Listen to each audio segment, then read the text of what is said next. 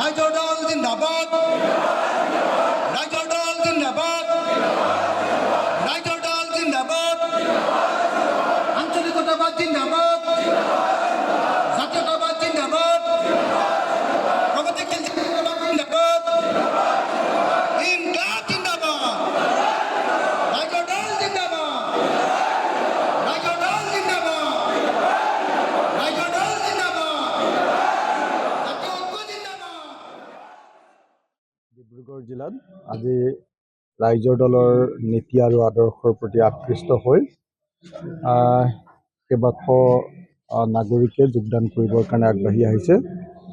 আজি যিসকল new comer বা নতুনকৈ অহা নৱাগত আমাৰ সদস্য তেখেতসকলক আজি আদৰণি জনাবৰ কাৰণে তেখেতসকলক দললৈ স্বাগতম জনাবৰ কাৰণে মই আহি উপস্থিত হ'লোহি। আমি ৰাইজৰ দলৰ তৰফৰ পৰা তেখেতসকলক স্বাগতম জনাইছোঁ। অসমত ৰাইজৰ দলক শক্তিশালী কৰি অসমৰ আঞ্চলিক ৰাজনৈতিক দলসমূহক শক্তিশালী কৰিবৰ কাৰণে আঞ্চলিকতাবাদক শক্তিশালী কৰিবৰ কাৰণে আমি সিদ্ধান্ত গ্ৰহণ কৰিছোঁ আৰু 2026 চনৰ নিৰ্বাচনত যাতে ৰাইজৰ দলক বাদ দি কোনেও চৰকাৰ কৰিব নোৱাৰে তাৰ কাৰণে সকলো ধৰণৰ প্ৰচেষ্টা কৰিবৰ কাৰণে চেষ্টা কৰিছোঁ।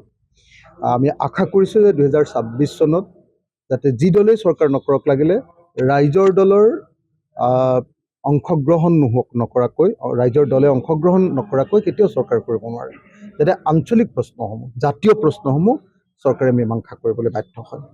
আজি আমি দেখিছোঁ যে যেতিয়া আপোনাৰ ৰাষ্ট্ৰীয় দলবিলাকে চৰকাৰ কৰে, ৰাষ্ট্ৰীয় দলবিলাকে কেতিয়াও ৰাজ্য এখনৰ জাতীয় সমস্যাবিলাকৰ সমাধান কৰাৰ কোনো ব্যৱস্থা গ্ৰহণ নকৰে।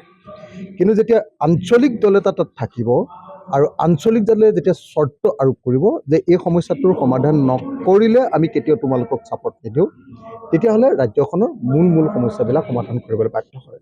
সেইকাৰণে আমি আশা কৰিছোঁ সমগ্ৰ ৰাজ্যজুৰি আমি এনেকৈ যোগদানৰ কাৰ্যসূচী লৈছোঁ। আজি আমাৰ ইয়াত ডিব্ৰুগড়ত আজি যোগদান কাৰ্যসূচী হ'ল, কাইলৈ ডাঙৰ এটা যোগদান কাৰ্যসূচী আমি ধেমাজিত লৈছোঁ।